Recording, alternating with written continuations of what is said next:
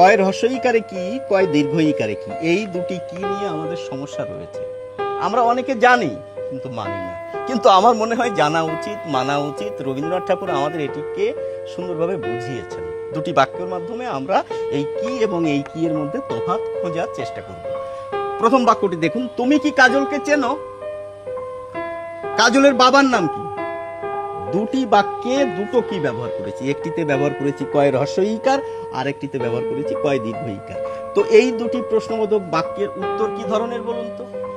এই বাক্যটির উত্তর আমরা হ্যাঁ না এর মাধ্যমে দিতে পারি, কিন্তু দ্বিতীয় বাক্যের উত্তর দিতে গেলে আমাদের অতিরিক্ত শব্দের প্রয়োজন হয়।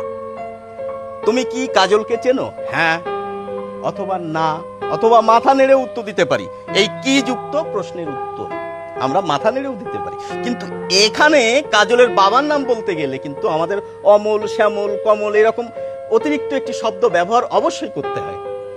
তো এই কি কোথায় ব্যবহার করব? যেখানে হ্যাঁ না উত্তর আসবে। এই কি কোথায় ব্যবহার করব? যেখানে অতিরিক্ত শব্দের প্রয়োজন হয়। এই হচ্ছে মূল তফাৎ। আরেকটি তফাৎ রয়েছে, বিস্ময়বোধক বাক্যে আমরা এই কয় দীর্ঘ ইকার ব্যবহার করব। কি সুন্দর নীল আকাশ, যখনই আমরা লিখব কয় দীর্ঘ ইকার দিয়ে লিখব। এইটুকু জানলেই কিন্তু এই দুটির প্রয়োগগত তফাৎ আমাদের কাছে পরিষ্কার হয়ে যায়।